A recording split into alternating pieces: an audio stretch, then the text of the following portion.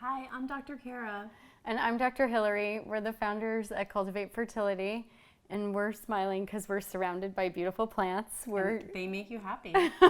We're going to talk to you today about detoxification. So we have our pre-pregnancy detox program, and one of the things that we are really big on is how we can reduce the toxins in our indoor environments. And a lot of people don't realize that plants provide really good air purification. And they have other benefits too. There's research on helping with concentration and mood. So indoor houseplants are a really good thing to get in your life. And what we recommend though is having really big ones. So you're gonna wanna have 2 to 4 big plants in the room you spend the most time in. And the chemicals they remove are all over the place. So like benzenes, volatile organic compounds, which are VOCs, they're often in paint.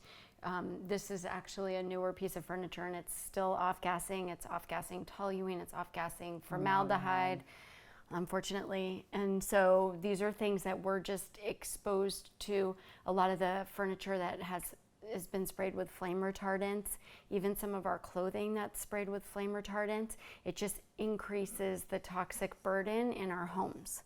And also soil is actually good to have in your house, not dirt, but soil in a pot with a plant growing out of it, because I guess the microorganisms in the soil also detoxify the air. So people should probably have a lot more houseplants than they have. We have a good selection here, but 2 that would be nice to look at purchasing would be English ivy. It's everywhere, easy to take care of, doesn't need much light. Ferns, asparagus ferns. We don't have one right there, but they're... The mother's tongue is this one. This one you really don't do much to. It doesn't even hardly need water. It's watering once a week or something like that, and not a lot of light. But there's a list at our website under our detox program, and remembering to put them in the room you spend the most time in. So considering your bedroom or your office, that kind of a room. Thanks.